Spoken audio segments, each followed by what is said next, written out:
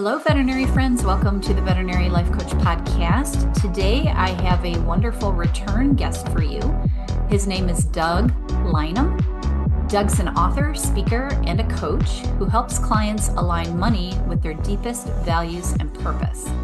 We talked on podcast number 370, if you haven't heard it, about money and how money psychology, purpose, and self-awareness can transform not only your financial health, but overall well-being. And today we want to continue that conversation and learn a little bit more. Welcome back to the podcast, Doug. Thanks, Julie. It's great to be back. I know, I'm delighted to have you back. I really enjoyed this subject because I love Enneagram and I love finances. So it kind of all intertwines into that self-awareness thing that I enjoy so much. So I'm excited to hear more. Great. Well, where do you want to start?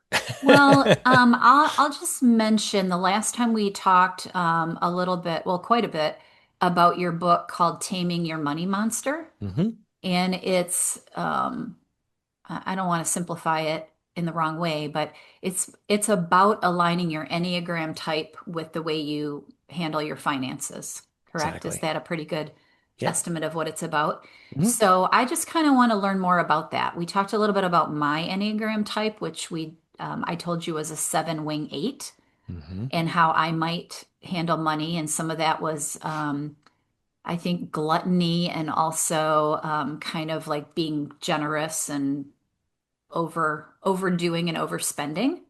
Excuse me. And that would be my money monster. Hmm So I was hoping we could learn about some of the other types. So if people know their Enneagram, they might recognize themselves and you might give them an idea of how to understand themselves better so they can do better with their Yeah. finances. Well, maybe we just start and tell people what the Enneagram is for those who aren't Yeah, tell familiar me your with it. story too, in case people didn't hear the other podcast, just a short version. Yeah, I'll give you the quick take. It's a big story. So my journey was sort of from Marine to monk to money manager is the arc of it. I started off in the Marine Corps, went to officer candidate school with the Marines, graduated top my class, and then I decided that unresolved anger issues and high explosives weren't a great combo. So I went looking for a different career path, and I ended up joining a Benedictine monastery, partly out of spite to annoy my parents, and also looking for some of the deeper meaning and purpose of life and thought I was escaping the world of money and materialism forever. I thought this was going to be a great way to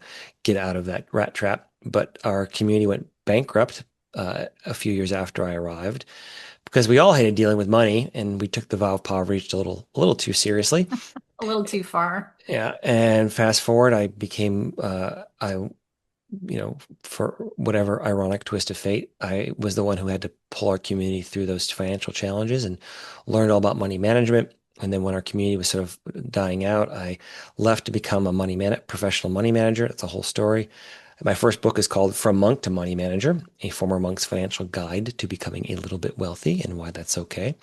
So that gives you more of the story if anyone's curious. But now I'm a full-time investment advisor as well as an Enneagram and money coach. So that's kind of puts us to the present day. And I've got this new book, as you mentioned, Taming Your Money Monster, and they're both through HarperCollins. And yeah, that's the quick and dirty version.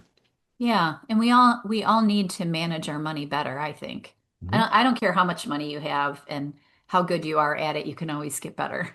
Yeah, and the point of being better at it is it's really a suffering prevention tool. When you do it right, it alleviates a lot of suffering for yourself, for those you love, and then it gives you the tools and the resources to really fix the crack in the world that you were designed to heal, to be a better veterinarian in cases. How can you have a better practice? How can you grow your practice to serve more people? Because you're obviously veterinarians are in the helping profession. And if your finances aren't squared away, then that's going to obviously make your business struggle, to make your personal life struggle. And that's going to cause a lot of unnecessary pain. If you can avoid that, that would be great. Yeah, and that's why we coach, right? Because we hmm want people to have less pain and more joy in their lives. Yep. Yeah. So So where do we begin? where do we begin? Okay, so the Enneagram is a big word. Ennea in Greek means nine. Gram means drawn. So these are nine things drawn together. And what we're drawing is think of a circle, like a color wheel. and you divide that color wheel up into 9 pie slices, and there's sort of nine per in each slice is sort of a different flavor of personality. That there's only so many ways you can design a human ego and have it function properly. And there's these 9 basic core defense mechanisms that we adopt in childhood in order to survive the biggest stressors in that childhood environment. So your personality has many components to it. It's got a nature piece to it, which is your DNA. But then there's a nurture piece to how you were raised. And the Enneagram helps explain the nurture portion of your personality. It doesn't explain everything about it, but it basically tells you what that chassis of your ego is. So I use a lot of car metaphors. I think they're helpful. So if you think about cars, the one that you drive is completely unique. It's totally your own. You can find it in a parking lot, and you can customize it in all kinds of interesting ways, but it tends to fall into a kind of archetypal pattern. Like, is it a sports car? Is it an SUV? Is it a compact car? And the Enneagram tells you kind of the style of your ego, like what's this basic core structure that you have, and that's the essence of it. And then there's some real reasons for why the Enneagram works and how it works, which are really grounded in neurobiology and childhood developmental psychology, which we can get into. But that kind of gives you the flavor of what it is. But the most important part about your Enneagram type, where it's really helpful, is what it tells us is what our deepest unconscious fear is. It's something that developed in childhood, and it's trying to avoid that fear is kind of what your ego is designed to do. But in the attempt to avoid that fear, we often create a lot of other pain and suffering for ourselves that we're not aware of. We kind of repeat the same patterns over and over and over again.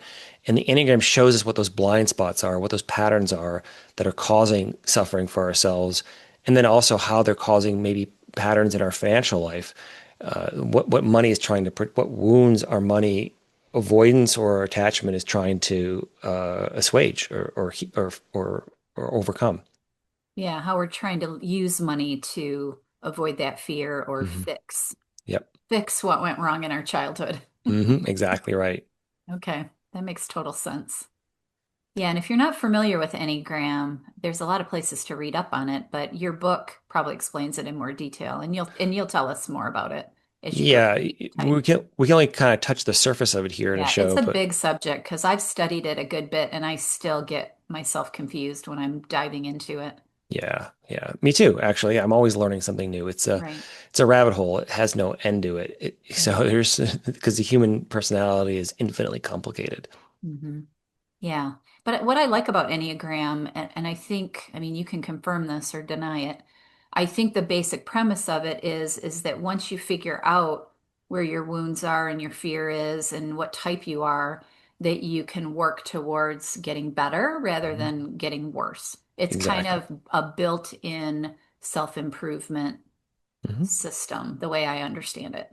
Exactly. So there's levels of health within each type. So once you know Mhm. your type, the flavor of your personality or ego, then you can understand what your shadow is, what the darker parts of your personality are, and then how you overcome them and move into greater health or your enlightenment structure or your path to awakening, whatever you want to call that. But what is the highest expression of your personality at your better self? What does that look like? Yeah, So it's when not you're a in its fixed best. system. It's got a growth model built into it, which is Yeah. why I think it's a little more helpful than some of the other tools out there. Right, because sometimes we think the other, like Myers-Briggs and DISC and all those things, there's a million of them, put you in more of a box. And Hmm. this is more of a, because it's a circle and there's all these dissecting lines, you can kind of traverse yourself in a healthier direction. Exactly. Yeah, that's great. S- All right, so what do we need to learn first? All Where do you right. think you want to start? Well, let's start by kind of explaining a little bit how your ego got formed, and Okay, then we'll go quickly through the 9 types and talk about then the money monsters or financial challenges each of them might face each one. when they're struggling. Okay, So the think of it like this, as I think I may have mentioned in the previous episode, when you're born, you've got a physical umbilical cord that connected you to your mother that got cut by a sharp knife, and that allows you to be physically separated. However, there's a psychological umbilical cord that immediately forms at birth that egoically creates a kind of egoic codependence between you and your caregivers. And that allows your caregivers to do most of the driving of your ego in your formative years. But that psychological umbilical cord also has to be cut. And it can only be cut by sharp negative emotions. And the reason is because positive emotions would reinforce that connection to your caregivers. And there's in the emotional pain box of life in all mammals, it turns out, this comes from the neuroscience work of a gentleman by the name of Jaak. And he found that in all mammals, there's three core negative emotions, and that is going to be anger, grief, and fear. And so anger, grief, and fear. And sometimes the grief shows up as shame in some people is another way of thinking about it, which we'll talk about in a moment. But your psychological umbilical cord got cut by one of those negative emotions more than the others, particularly how the no's were delivered to you by reality. Often could be how you were disciplined, like, no, don't touch the hot stove, don't kick the dog, don't bite your sister. There's ways in which boundaries were set upon you, and those boundaries have to be enforced with a kind of negative violence in a way, a kind of force, like, Yeah. and otherwise the no's wouldn't land. We wouldn't internalize them as necessary. It's like, no, don't run in the street. Now, you could say that with anger, you could say that with fear, you could say it with shame or grief. So the problem is that then that gives us three triads. This, if we think of a color wheel, we're going to first cut it into three big pie slices. And then that's the anger, grief, and shame and fear triads. And then we're going to subdivide those three into three smaller sections, depending on how you process that pain. So you can either take that pain and internalize it, which is kind of like giving yourself a wedgie, an emotional wedgie. You can externalize it, which is kind of like having a food fight with the world, or you can do both. So there's these three ways of processing the pain of those three pains. So three times three gives you the 9 types. So that Hmm. kind of explains the very quick why or How, how. yeah, how it And came to be. and then we can talk about each of the 9 types. So maybe we can start with type 8, just for the numbers don't matter. They're just placeholders. There's no ranking of the numbers. Right. Ones aren't better than eights. No, no. And so I want to start with the 8 because they're in the anger triad. And so they've taken this anger that they experienced in their childhood. They often had a lot of maybe some big betrayals or injustices happen to them. They felt like reality wasn't fair and that they weren't really protected. And so their defense mechanism, it created a lot of anger in them that they externalize at the world. And we call them the challenger is one of their nicknames. I call them the Hummer of egos, using the car metaphors. They're sort of the tank of the Enneagram. I call them the Hummer because they can kind of easily run over obstacles in their path, but they aren't very fuel efficient with their opinions. So they tend to attack the world with a kind of intensity.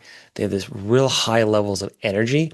We say their superpower is having a super amount of energy. And and they're we often say that for the 8, the best defense is a good offense. So they're kind of always on attack mode a little bit. It doesn't mean they're always super aggressive, but they don't shy away from a fight. They don't back down easily, and they are always looking. The greatest this anger that they externalize, what it did for them is it created their greatest unconscious fear, and their greatest unconscious fear is being harmed or controlled. So they don't like being controlled, and they don't like anyone violating their boundaries. So they have really strong ones. They have really put up big boundaries, and they tend to want to take charge and take control of whatever situation they happen to be in so that nobody else can kind of get past that armor or take advantage of them, if Yeah. that It's if like that makes. self-protection in a Mhm. way. Yeah. That makes And we sense. say, yeah, does that track so far? Yeah. Yeah, for sure. So like, from example, like Winston Churchill would be a good example, Dr. Martin Luther King, like Gordon Ramsay, Joe Rogan. These are people who have very strong personalities and are really kind of out there, living Live large, big, living big. living big. Yeah. And And then we say that each type has a worst vice. Um, and the worst vice for a type 8, we say, is lust. So it kind of goes back. We say there were 7 deadly sins. Actually, the original desert mystics weren't being creative enough. They forgot 2. It's actually 9 deadly sins. And remember, the word sin means it's an archery term. It means to miss the mark. Like, how are you most likely to miss the mark in life? Not putting any theology on that term, by the way. Don't want to trigger anybody here, but we might say the worst vice or sin for a 9 would be lust. This lust for intensity. It can be sexual, but it's really just this energetic force of just living large, and sometimes that gets them into all kinds of trouble. Um, so that's a quick overview of the type 8. And then maybe we should just do the money monsters for each of them right away rather than circle back. Which I would you think so, prefer? because if somebody doesn't know their type and this speaks to them, maybe that would be a good next step. Great. And they can always change it if they hear another one later that sounds even more like them, I guess. All right. So I'm layering on top of the Enneagram what I call the attachment theory of money, which is almost identical to the attachment theory of relationships. But the basic idea is that when we have an unhealthy relationship to money, we either become anxiously attached to it, like kind of Ebenezer Scrooge, or if you watch the TV show Billions or Succession, right? These people who they fixate on money to the point where it's creating suffering for themselves or for others, almost too neurotically anxious about it. Or on the flip side, we have what I call money avoidance, where we unconsciously push money away, where we don't like dealing with it. We don't want to face our taxes or do our budget. There's a big stack of unopened bills on our desk, right? There's ways that we tend to self-sabotage our financial life through money avoidance. And for the type 8, when they're 2 money monsters, I call them the detonator and the dominator. So the detonator is the avoidant type 8. And what that means is they don't like being controlled, and they really don't like being controlled by money and their financial limitations.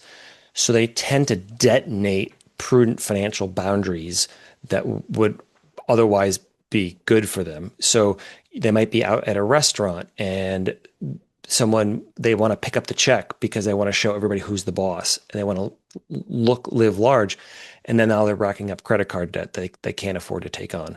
Or they want to look big and powerful on the road. So they get a really big sporty car, but maybe that's outside the range of their budget, but they want to feel powerful and they want to feel in charge. And when there's a lack of money or there's a lack of resources, they tend to detonate those limitations and kind of blow up their financial life because they don't want to deal with any constraints. Yeah. So that's one type, if that tracks for you. Hmm. And then on the other side, when they're money anxious, I call them the dominator, which is they want all the money. They want the power, they want the control, and they tend to weaponize money and use it as a tool to control the people around them and control their lives and control their circumstances. And it's understandable, but it can be a very unhealthy stress response. So the detonator and the dominator are the 2 ways that the 8 can get themselves into trouble with money. And I should say that most of us flip between anxious and avoidant in different circumstances. So most people aren't purely one money monster. It depends on which part of their financial life we're talking about. So your financial life has many pieces to it. There's what I call the 4 pillars of finance. And the 4 pillars of finance are going to be earning, saving, investing, and giving. So earning, saving, investing, giving. So you might be an anxious earner, you make a lot of money, but you might be an avoidant saver because you blow everything on stuff, right? Or you might be good at the saving, but you're terrified of investing. You never get around to that part where real wealth is built. Or you might be good at the investing, but you never give anything back. It becomes an egoistic self-aggrandizement project. And so being able to be generous and use your wealth as a tool for love and service is ideally where we want to be in life. And the more wealth you have, the more service you can be. So it's a win-win. And that's where really we want to get people to. And hopefully in their veterinary practices, they can have a lot of be successful. They can serve more people, and they can really bring love to the families whose pets they take care of. Sure. So Yeah. that's Okay. that's the eight. That's eight. Questions on that one before we move on? Uh, I don't think so. Like it tracks to me when you talk about the celebrities because, they're big personalities, but a lot of them are big money makers. Hmm. Or people like Dave Ramsey who went bankrupt. Hmm. Like if he is this type, I don't know if he is, but I thought of him because he's got a big personality and he's kind of Hmm. a driver. Hmm. And then he went bankrupt and then went back and made a fortune, right? So Yeah, that kind of tracks with me on that personality. totally. I would guess he's probably a type eight, but I don't know. Yeah. That's a good It's guess. just when you said the different names, I was like, I also thought of him. And then when you said these two money monsters, I'm like, that kind of tracks with that personality. Yeah, yeah, that Yeah, makes sense too. totally. I love it. So if we moving on, we're gonna jump over to type one for a minute. Okay. We should go to nine, but it'll make sense and why I'm kind of going out of Go in a order. circle. Yeah. But we're kind of going around a circle, but in slightly out of order because the reason we're going to go to one is because they take that anger and they internalize it. Mm. So as children, type ones often got a message of be good, be the good boy, be the good girl, do it right. They may have been the elder child in a big family, had to take on a lot of responsibilities or grow up quickly for whatever reason, or they were maybe had really strong moral, religious structures that were maybe a little oppressive, and they internalize this message that they're fundamentally a bad person or they're not good enough. So there's this inner critic in the head of the one saying, shape up, do it right, be good, basically kind of be a perfect, that might call them the perfectionist in a way, Perfectionism. is Yeah. another way. But we often call them the improver as a maybe a more generous way of talking about the type one. They're always trying to improve themselves, or they see the flaws of themselves very easily, first and foremost, but they also see the flaws in systems and people and the world around them. I call them the BMW of egos because they're very precision engineered, but they often take a lot of bit of maintenance. Like and their worst vice is anger because their greatest fear for that one is being bad, being defective. So it's always this shape up, do it right, get it right, and that anger often is directed towards themselves or it comes out as frustration towards others when they aren't doing things the right way. So like I had a good friend who's a type one and I took him out to a nice restaurant and the first thing he noticed was that there was a crooked painting on the far wall and he had to like call the waitress over Had and to be like, fix it, huh? fix the painting on the far wall before he could be Or he comfortable. can't eat. Can't eat. It was really quite funny. That is. And then we say the money monster. So the money anxious. So the two money monsters, I call them the prude and the pious. So the money avoidant type one, I call them the prude. What that means is so ones they really feel this need to be perfect in everything they do. And when they don't like dealing with money, in if they were to acknowledge that they weren't really good with money, that would make them bad. So instead, what they tend to do is demonize money and think money is bad. Mm. And therefore, the perfect way to deal with something that's bad or corrupting is not to deal with it. So, for example, there was a monk in the monastery where I lived for 20 years, and he took a vow that he wasn't going to touch money, cash, or credit cards for any reason because he thought that touching money polluted the soul, which is a little weird, right? But if he was if his weird hypothesis was correct, then what that meant is everyone around him had to touch money more often to keep his hands clean, which is Right. really not a loving response. Sure. So he thought that by not touching money, he was going to propel him forward on the spiritual path. Ironically, what it did is just gave him this perch to look down on everybody else from and really be quite judgmental and it really strengthened his ego. It didn't diminish it. So he was rejecting money for the wrong reasons rather than the right reasons. That's why I call them the prude. So they kind of put their money, they kind of put their wallet in a chastity belt, and then they treat cash like it's the devil's pocket lint. Does that make sense? Yeah. Yeah. And do they also have the opinion then that other people that have money are bad? Like, are they the like Tax Hmm. the billionaire kind You of got it. opinions. Okay. Exactly. Okay, So, that makes so if sense. I'm good with money, then I must be bad.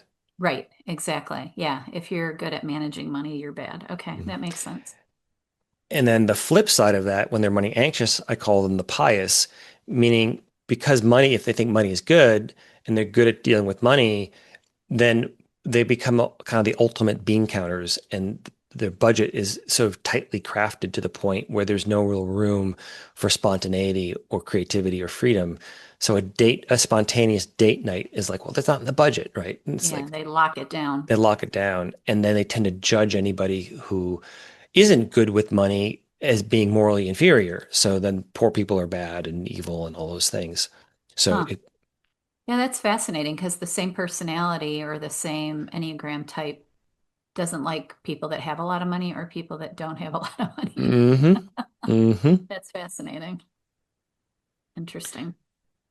So if we go now jump between the nine and the one is type, or between the eight and the one is type nine.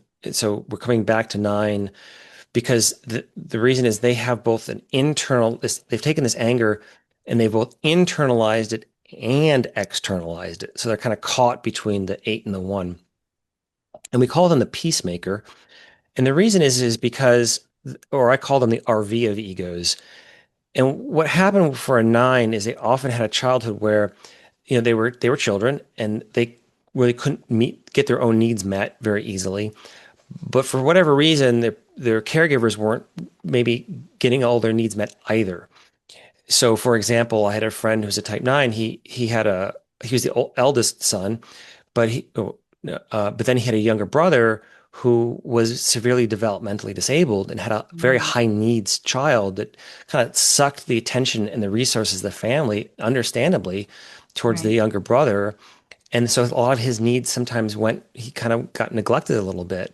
And so what happens then is that creates this anger towards themselves and towards the world that they repress. So nines have a lot of anger, but they deny it and they stuff it down and they don't want to face it because they're afraid that if they ever tap into that anger, it's like a volcano that will erupt, like kind of like the Hulk will come out and it'll rip them apart. So the greatest fear for a nine, we say, is a loss of wholeness, or they fear that expressing their anger or really expressing their needs is going to cause conflict. And so they tend to avoid conflict. They kind of go along to get along. They're very affable, they're very agreeable, they're very easygoing, but they just don't like conflict. So they make good mediators, but they're always trying to keep the peace. And that can be problematic for them. We say that the worst vice or deadly sin, if you want, for the nine is sloth. Doesn't mean they aren't get a lot done, but the sloth for a nine is that avoidance of conflict. They don't want to have the fight, and so they're always trying to prevent conflict from happening. And the way they kind of get their needs met is by for the nights, like if I don't care about the outcome, then any outcome is okay. So if you Mm, ask a night, well, where do you want to go for dinner tonight? Well, where do you want to go? What movie do you want to see? Well, what do you want to do? So they kind of merge with the needs or desires of the people around them very easily. And again, they're very affable, but they just don't want to stir the pot.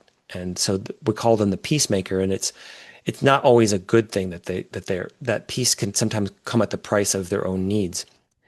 And when it comes to money, right? We've got two money monsters for the nine, which are going to be, I call them the spud and the dud. So the hmm. spud and the dud. So the Came spud, up with some good names here. I love it. thank you. So the spud is a money avoidant type nine. What that means for them is that they're kind of like the financial couch potato. They're the spud. They treat their finances a bit like the treadmill in the corner that they know they should use, or the gym membership that never gets utilized. Like they know it's there and they should do it, but they don't like the anxiety it's bringing up for them or the negative emotions. They just kind of avoid the conflict and they just never put the time or the energy into their finances that it deserves for them to have a really secure and robust financial future. So yeah, they're just stuck They in avoid inaction. the work that they need to do. Like they don't balance their checkbook. They don't. pay off their credit cards. They don't Right. they don't Exactly. invest because it's too risky kind of thing. Exactly. Or Yeah. it's just too much work, Yeah. too much Yeah. trouble. They don't want to deal. Or they won't ask for the raise, or they won't, Mm, look for a new job when the one isn't working for them, not right. leveling up their career, those things. Yeah. It's just easier to be buried in the ground like a spud. Yeah. Okay, that's cool. But if they're money anxious, I call them the dud. So the dud, because they don't like conflict, when they get anxious, they tend to run around in a flurry of activity, but they're still avoidant of the conflict. So they're not really willing to have the fight that needs to happen to resolve the problem in front of them. So there tends to be a lot of motion, but not a lot of resolution. So their activities kind of land with a bit of a dud. And that's why I call them Mm. that. So is that the type of person that like is always starting a new business or always trying to like come up with the next best invention because they're going to make a lot of money and then it just kind of There's like no follow through. fizzles? Yeah, there's no Okay. follow through. They may have a lot of ideas, they might start a lot of things, but never Right. finish them, Yeah. and just they don't never see it all the way through because it's too much conflict to. Now, this is when they're unhealthy. Now, there's at their Sure. Yeah, healthiest, you can change it all. I think that's a point that you probably need to make more than once is if you see these negative traits in yourself, it doesn't mean you're bad. right? It means that this is where you're going to go when you're not doing well and you Mhm. need to figure out how to Yeah. get yourself out of that spot, I guess. So, like for nine, I think Mr. Rogers is a good example of a good nine. Yeah. Healthy nine, or the Dalai Lama is an example of a nine. Yeah, Yeah. they're very easygoing, but um, again, and we can all have a healthy expression of our type, and then, Sure. and here's the cool thing about the Enneagram is that our worst vice, or the thing that we struggle with the most, when we really tackle it head on, and we engage in our personal development, our greatest weakness flips and becomes our greatest strength. Mm. And this is the real key insight for the Enneagram. So this might be where you are when you're struggling, but then nines, for example, when they're healthy, their greatest virtue is right action. They're like Abraham Lincoln is a good example of a nine. They take action. They're able to really go out there and get things done because you almost your personality almost inverts in a real Inverts. way as you Yeah. grow and mature.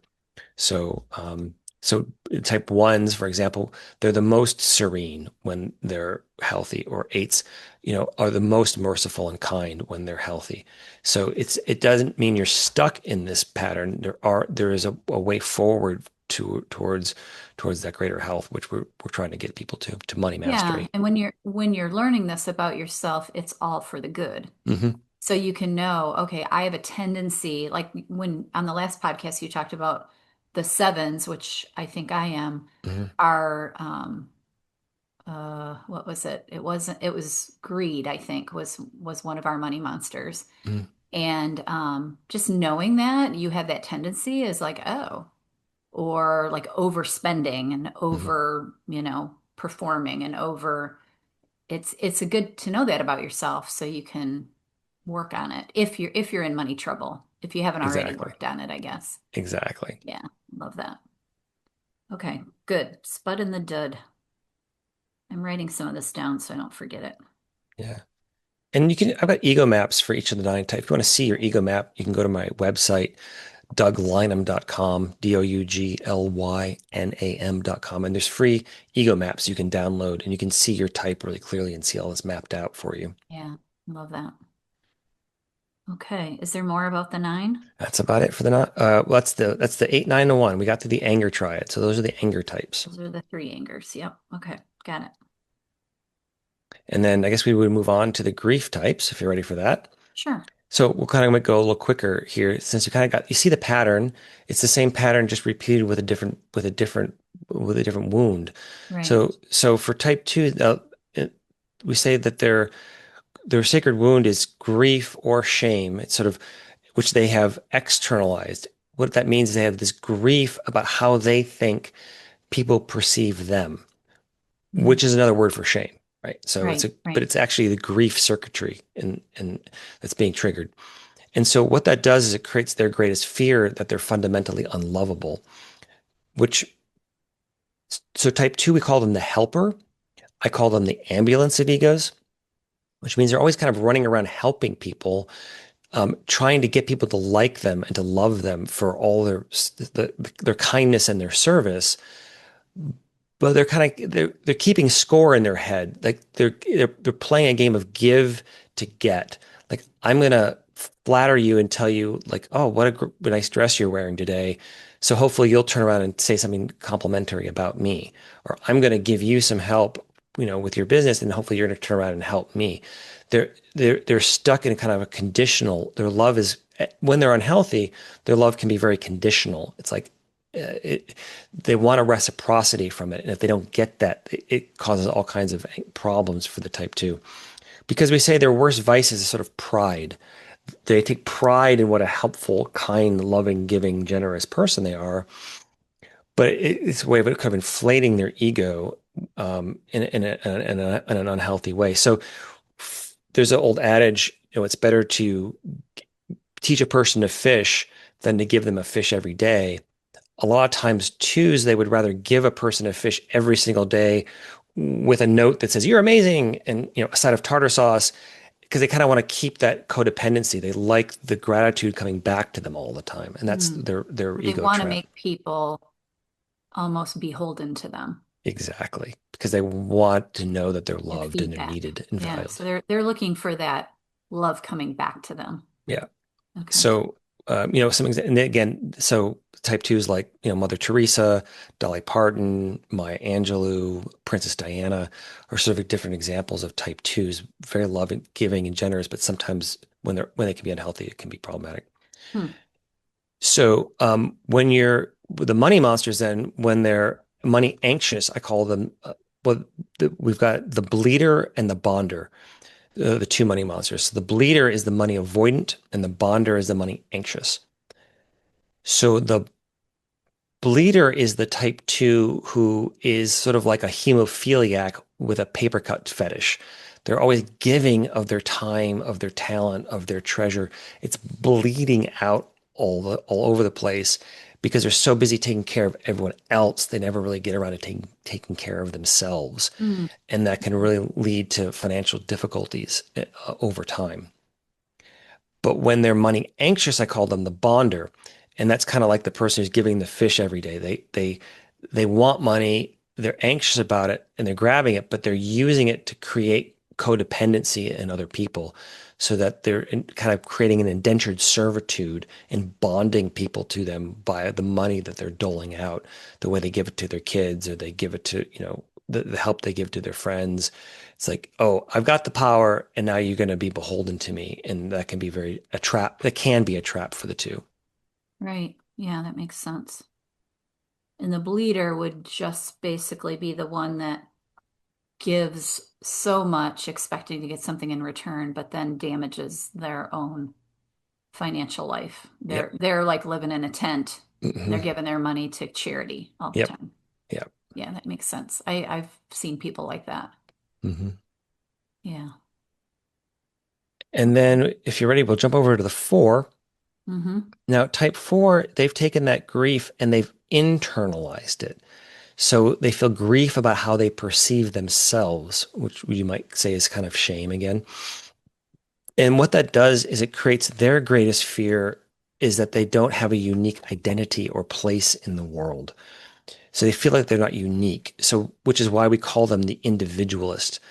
So that they feel like they're the odd person out all the time, but then that becomes the way they define themselves. They hyper accentuate their individualism to look to stand apart and be separate from everybody else by the way they dress or the way they behave or act. They're sort of the ultimate iconoclasts of the world. They tend to be very creative, often artistic types, like Frida Kahlo or like think Kurt Cobain, Prince, or Bob Dylan. They tend to also be very moody. They have a very kind of a dark, moody streak to them as well, and they tend to have a lot of really intense emotions. We say the type four doesn't have emotions; they are their emotions. Yeah, But I know someone like that. mhm. So I called them the custom car. So they would paint their car Mm, purple and drive it backwards just to stand sure. out and be different. Right? They're Yeah. always taking the road less traveled. whatever that path may be. Purposeful, yeah. But where that gets in the trouble financially is their money monsters. I call them the flinger and the flop. So the flinger and the flop. So the flop is the money avoidant four. Now the fours, I call them a flop because it's like you can hear them face planting on the pavement. Like their financial life is a giant flop because they just don't like to follow the rules of convention. But when it comes to money management, oftentimes those rules are very helpful. So Sure. basic career development can be very important, but they don't want to maybe, I don't want to go to college because everyone else is going to college, or I don't want to Right. go join the corporate rat race because everyone else is joining the corporate rat race, which is fine. They can they can be great and be very wealthy in their profession, but that tendency to go against the grain, if it comes to their financial life, they tend to find the basics of budgeting and bookkeeping just kind of too pedestrian for their creative minds. They just Mm. rebel against it and they just want to go their own way. And my brothers are both four. I have a twin brother who's a type four. So like he ran out and became a homesteader in upstate Vermont because he wanted to be completely different from my parents, which is great, Right. but not very lucrative financially. So his financial Sure. life struggled. Yeah. Um, so that's the flop. And then the flinger is the four who's money anxious. They love money and they want it, but then they tend to take that money and fling it at anything that feeds their sense of self-expression. So they're going to have those vintage vinyl record collection, those one of a kind artistic obscure art pieces hanging on their wall of their home, or wild clothing, and they just whatever their creative expression is, whether it's music or dance or art or whatever it is, they can fling endless amounts of money at it because it helps them feel different and special and unique. So whatever Mhm. that is for the four, it can become a real money pit for them. Yeah. I love that. Yeah, I know people. Yeah, is it ringing true? Yeah, it makes a lot of sense. Well, I know the types. I think I know everyone's type in my family. And Mhm. as you describe them, I'm like, oh yeah, that rings true to that person. That rings true to that person.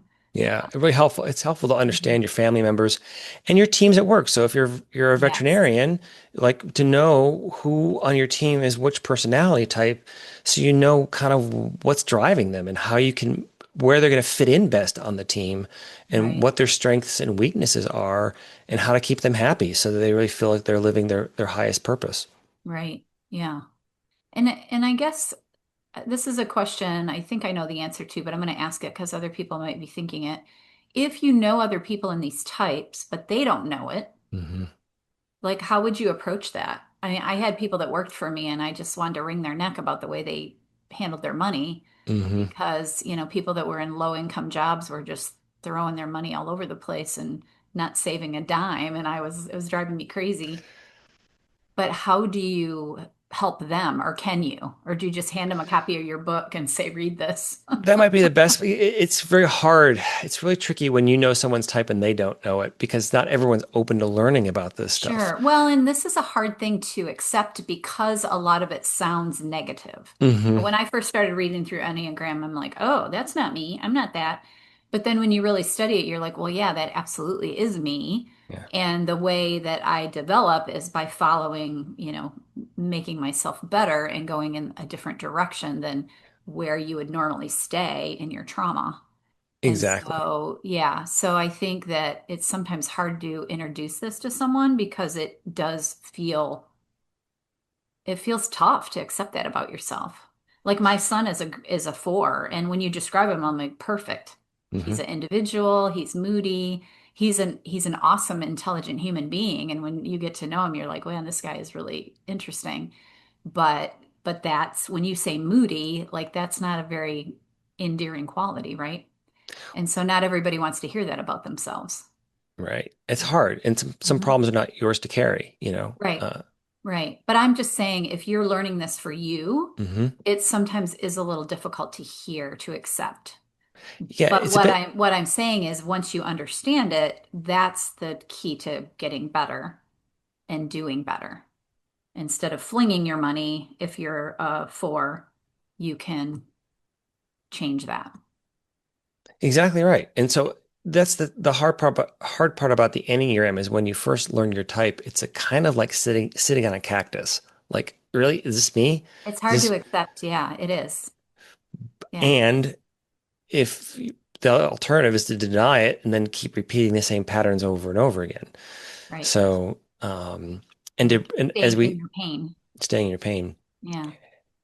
and to know that there's a path forward to your highest self, and your Yeah. highest self is the most happy, fulfilled, glorious version of your personality, and that's possible for you.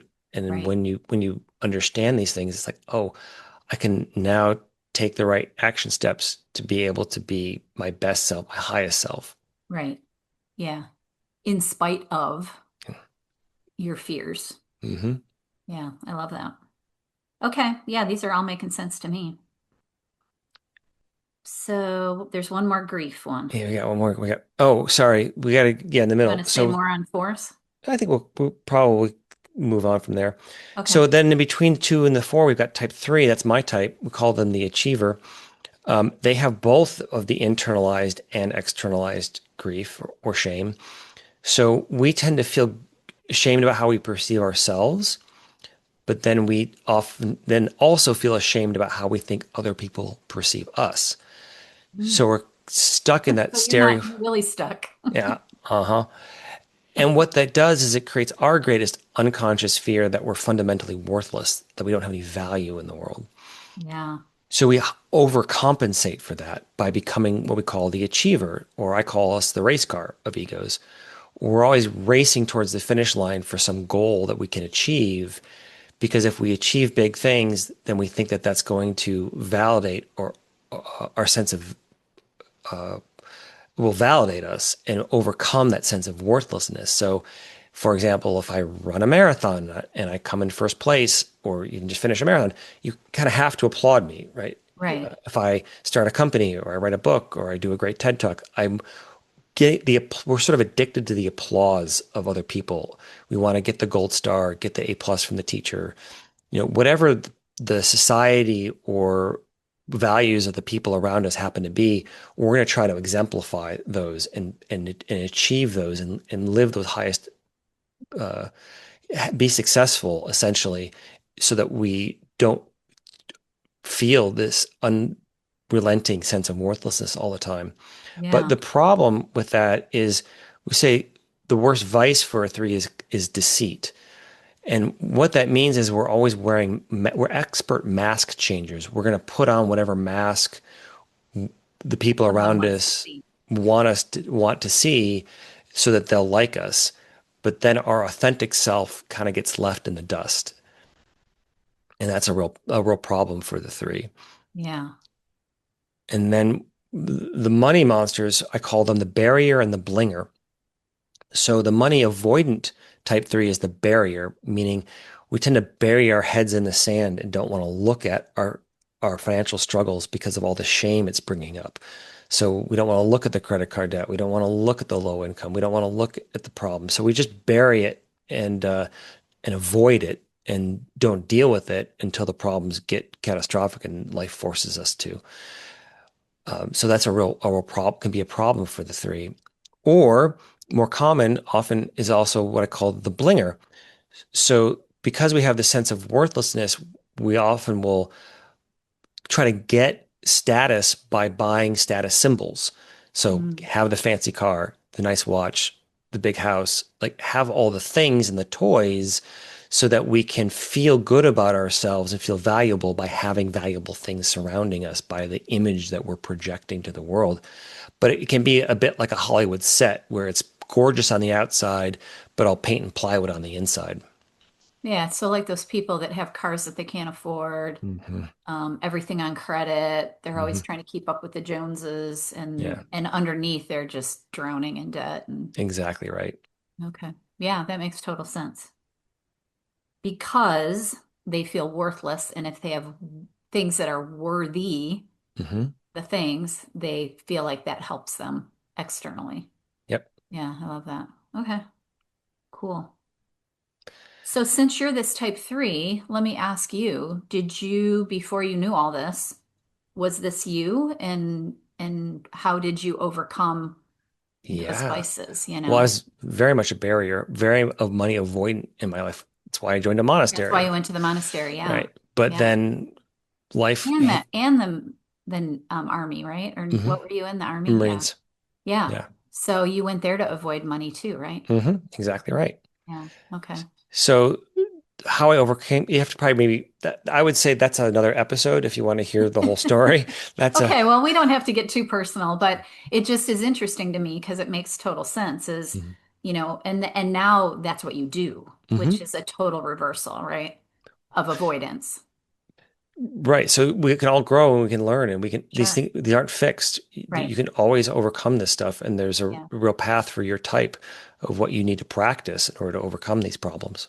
Well, and then you can understand your um I don't know the word I want, but those impulses. Hmm. Like if I'm a overgiver, oversharer, over kind of like that greed thing that if I notice it, then I can control it rather than I'm just doing it unconsciously, like I don't understand Hmm. why I gave all my money away or whatever, Yeah, because exactly. that's what I like to do, kind of thing. Yeah. Which luckily I did that at an age that was appropriate, or I would be poor to this day. Okay, I love that. I think that's helpful because I think when you talk about these things, they sound very negative, but I really think that understanding that key is this is how you understand yourself in order to change it. Exactly. And then, as I said earlier, your greatest vice becomes your greatest strength. Exactly. Right? Hmm. So for a three, Yeah. our greatest vice is deceit, but our greatest virtue is authenticity, being able to Hmm. put it all out there and take Right. the masks off and be like, Yeah. hey, this is me. Here you Yeah. go. You know? Right. And not being afraid to be like, yeah, this is how I'm wired. Hmm. Yeah, I love that. Okay, cool. So I think what brings us to the fear triad, Yep. Fear. and we might run a little long here, but hopefully That's all people right. will I'm sit with okay with us. it. If people are tired, they can stop and listen to the rest later. Okay, great. If you're okay. I'm okay. Okay. Um, so then we get to type five, often called the investigator or the observer. Now they're in the fear triad and they've taken that fear and they've internalized it. And what that means for them is their greatest fear then is that they're incompetent or incapable. And so they strive to overcome that by being hyper competent and hyper capable in whatever field or discipline that they choose to specialize in. So I call them the compact car. And the reason is because they have a very small gas tank for social interaction. And yet they can fit into the tight mental spaces where many of us fear to tread. So they're kind of the brainiacs of the Enneagram. So think like Albert Einstein or Bill Gates or Stephen Hawking. Right? These people who they tend to be very socially awkward, have a hard time letting a lot out. They tend to retreat into themselves. They're trying to figure everything out in their heads before they act or speak. And when they do act or speak, they want to be really competent in what they Right. do, but it's really hard because they're always trying to just do it. It's not it's not the perfectionism of the one, but it's this I don't want to be perceived as being incompetent, so I'm going to only let out just the minimal that I need to kind of get by, To feel essentially. confident. It's a Yeah. kind of withdrawal. That we say the worst vice for a five is avarice. And it can be greed. Avarice is a kind of greed, but it's kind of this pulling of information and pulling in ideas, pulling in like they're scanning the world around them, and there's an infinite amount of data coming at them, and they're trying to figure it all out in their head, and it's very exhausting. And then they just don't let a lot out, and so they tend to get drained very easily by interacting with people. But when it comes to money monsters, they've got two. The two are called I call them the miser and the moot. So the moot is a for those who don't know the word, it's a fancy word to mean it means irrelevant. They just think money doesn't matter. So when they're money avoidant, the five tends to live in their head and live in the realm of ideas and kind of in this ethereal space, and that practical, mundane matters just don't concern them. So, like, I've got a good friend who's a Moot type five, and he just lives a very minimalistic lifestyle with almost no furniture and like just gets by and the bare minimum he needs to survive because he just doesn't care. Money is just irrelevant to them. This esoteric realm is very important to them, and that's where they're kind of stuck. Or they're money anxious, and I call them the miser, and that's the classic Ebenezer Scrooge mentality. They're hyper fixed. Their avarice for money is on overdrive, and so they fives, whether they're the miser or the moot, they tend to be very, very stingy. They're stingy not just with their money, but they're stingy with their emotions and their ideas and their opinions. They just don't let a lot out. So when they're the miser, it's just they're hoarding, hoarding, hoarding, hoarding, hoarding. So that gives you a quick overview for the five. The people that die with millions of dollars and don't leave it to anyone. Exactly. Yeah, yeah. Uh-huh. That's it. That's what I would think of. It's like, oh, they are so miserly that they think they're going to take it with them. Yeah, there was this one guest at the monastery who would come and visit us, and she was actually a minister, but she was a type five, and she was sitting in a trust fund, and she had a decent amount of money, but she would come and spend time with us and wouldn't pay for anything. We would go to the store and buy dinner, and she Or wouldn't the chip in for, monks. yeah, and she wouldn't chip in with the groceries and wouldn't pay for her room, and like, just didn't want to pay for anything. Like, so fives can, That's funny. pinch a penny until Lincoln screams. They just Yeah. really just don't, just can be very tight-fisted. Yeah. Because of their fear. Hmm. Yeah. Okay, cool. I love that.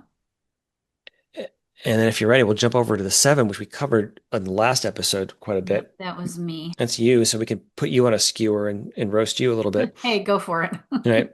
So with type sevens, they have this fear they've externalized. And what that means is they're afraid that the world isn't going to meet their needs, that the external world, they maybe had inconsistent parenting. Sometimes their needs got met, sometimes their needs didn't get met, um, and maybe in a chaotic environment. And so what happened for this five is they decided that if I can't get my needs met, I'm going to meet them myself. And so they're always kind of going out into the world, and they want more, more, more. And they just can't, they want more experiences, they want more opportunities, they want more resources. So what the seven is fundamental, because their needs weren't met consistently, their greatest fear is being trapped in pain or privation. And so they're trying to avoid their pain. And since pain happens in the present moment, that's kind of the place where they don't want to be. So they're always very future oriented, like, oh boy, what's next? Yeah. What's the So, next goal? What's the next activity? What's the next trip? Yeah, mm, that's very much me. yeah. Yeah. So we call them the enthusiast, and I call them the SUV of egos because they're very excited about whatever's next, but they just don't want to, as long as it does not involve being As long as facing we're their not pain here, here, right? right here. We're not in the moment. Yeah, not in the moment. So constant FOMO, this fear of missing out, right? Yeah. Oh gosh, yeah, that's so me. Yeah. That's one of the reasons I take notes when I'm podcasting because it keeps me from wandering. Hmm. Yeah, I So love the that. money, yeah. True. So if you want to say more about that, go ahead. No, I don't really. I mean, this just rings true to me, just from a personality standpoint, because that's how I am wired. The more I have been told that my biggest fear is loss of meaning, Mhm. because that's another whole book. Um, but that's true. I'm always trying to create some kind of meaning. And I think that's why I like this, because the more people I talk to, the more I get meaningful information and meaningful experiences. Yeah, yeah. Hmm. And so then the money monsters for the seven, I call them the gorger and the grabber. So the gorger is the money avoidance seven. And what that's sort of like the person, money comes in and it goes out. Like they gorge themselves on experiences and opportunities and travel and food or whatever substances.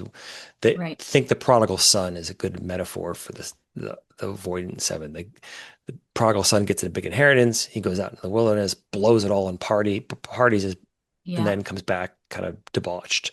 Yeah, that Yeah. would be an example of an avoidance seven. Yeah. In my life, it showed up when I was younger as the idea that I could always make more money. Mhm. Like I'm going to spend it on this because it's going to be fun, but I should save it. Well, I can always make more. Hmm. Till I got to a certain age and I started to figure out that that wasn't a good way to live. And Hmm. eventually I had to like buckle down and save. And then once I did that, I still can gorge and spend a lot of money on experiences, but I do it sensibly at this point. That's great. Yeah. Yeah, see? Yeah. So Makes sense.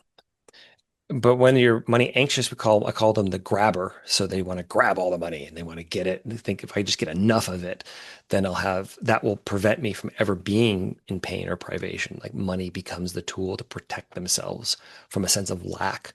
And they just Yeah. can't, there's no amount that ever they're going to have. It's enough.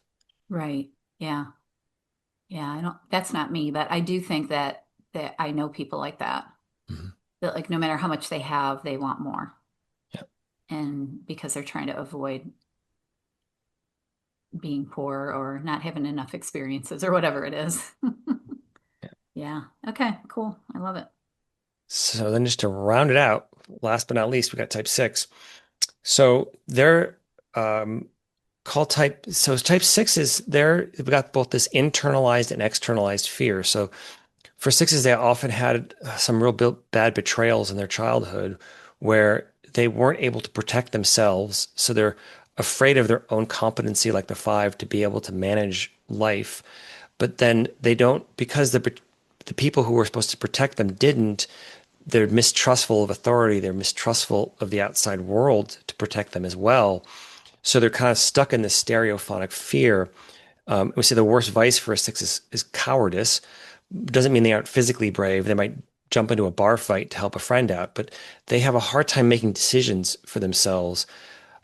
We call them the skeptic, which means they're just skeptical about everything. Their threat detection system is on hyper alert all the time. They're always worried about what can go wrong. So they're great troubleshooters in a business, or if you're in a veterinary practice, like the six is always going to tell you what could go wrong here. Like what's the problem? They see the problems and they're good at sort of disaster preparation because they're always prepping in their head for the Like the Chicken Littles of yeah. the world. Yeah. So like Woody Allen is, a neurotic type 6 is a good example, right? But there's healthier versions. And but they're also very loyal. The problem with a six, we say their greatest fear is being without support or guidance because they don't trust themselves. They don't really trust the outside world. They want to be in a system or they want something that's going to make them feel safe and protected. But decision making is hard for a six because they've got this committee of voices in their head. And so they tend to, um, because they're in such fear mode, when they do make a decision, when they do make a friend or they do commit to a company, or they tend to be very loyal because that trust was very hard for them to have. Come by.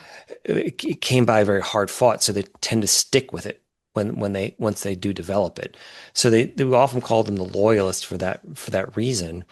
But I call them the family sedan of egos because they want every safety feature imaginable in a few that they invented themselves.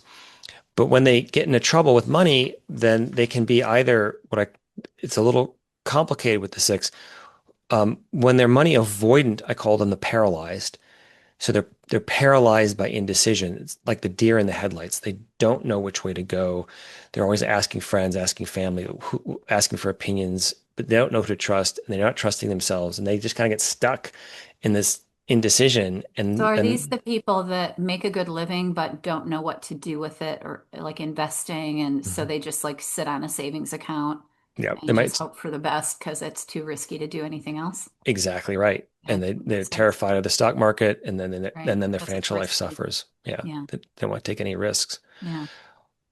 But when they're money anxious, I call them they have two names for the money anxious for the six. Why it's a little confusing. I call them the puppet and the pugilist. So it's like a Jekyll and Hyde thing that happens.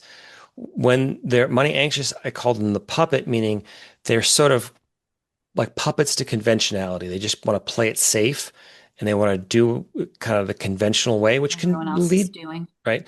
They want to get the job with the pension and they want to stick with it for 30 years. Right. They might love the military or the clergy or something that gives Something them that's lots of very structured. security, very structured. Yeah. So kind of a puppet to that, which is fine. It can give them a solid financial future. Sure. But when that security gets threatened for any reason, they flip and become what I call the pugilist, which is a fancy old-fashioned term for a boxer. Like they lash out at anything Mm, that threatens that security. So they want that security and safety, but then if it's challenged or threatened in some difficult way, then you can see this real rage come out they in the hold, six. they Yeah. blow up. Okay, that's interesting. So that kind of brings us around the whole. I think we covered all 9 types. Yeah, I Hope love that. hope that was helpful or people could I follow think it's that. super helpful. I mean, I don't know if everybody likes this kind of stuff, but I do. I think it's super fascinating. And my opinion in life is the more you can learn about yourself, the better you can do. Hmm. Not to beat yourself up for having these flaws or these things that happened in your life that caused you to be the way you are, but to just understand it. So when it does arise, when you do turn into a money monster, you can understand what's the solution. Exactly How do right. I get better? Yeah, Yeah. there's a path forward. There's a path, Yeah. there's a healthier. And again, we're just talking about the unhealthy patterns. And then there's a Sure. whole show we could talk about the healthy patterns. And hopefully All we're right. living in that healthy space more often than not. Yeah. Yeah. All right. Well, maybe we'll come back and do that one day Oh, that'd be great. if you're Yeah. willing. I'd like to Yeah. hear it. Yeah. And So, it can really help. okay. I love it. I think this is great. I took all the notes so I know I can analyze all my family members now. Just be careful with this as a tool. Don't go typing everyone around you and No, no. getting weird about it and like, oh, it can be really annoying when you first discover this, you feel this urge to type everybody around you. Just go easy with that. Well, and if you're doing that, don't tell them Yes. Just go because then easy. you'll lose all your friends. Then Mm-hmm. you'll really be alone. Mm-hmm. All right. So tell people where they can get your book, where they can learn more about you, and we'll try to do this again in a month or two or whenever you're available, and maybe we'll go through the healthy types. Yeah, and if anyone wants help with their portfolio management and financial planning, that's what I do. That's you. And also for money coaching, you can find me at my website at douglynam.com, DOUGLYNAM.com. And you can contact me there, but you can also find my book on Amazon or where booksellers anywhere, really. Yeah, I love it. And they're right behind you. So if you want to see what they look like and you're watching us on YouTube, you can see what they look like. Mhm. I love that. Well, thanks so much for being here again. I know it was a long podcast, but I enjoyed it and I I hope do you too. Thank you. like teaching this stuff. So, I do. It's a lot of fun. Thank you for having me back. It's really an honor. And please invite me back yeah, anytime. let's do it again. All right, everybody. Thanks for listening and being patient till the end. I really appreciate it. And reach out if you have any questions. And hopefully, we'll be back in a couple months talking about this again. Have a beautiful week, everyone. Bye. Bye, Doug. Bye, Julie.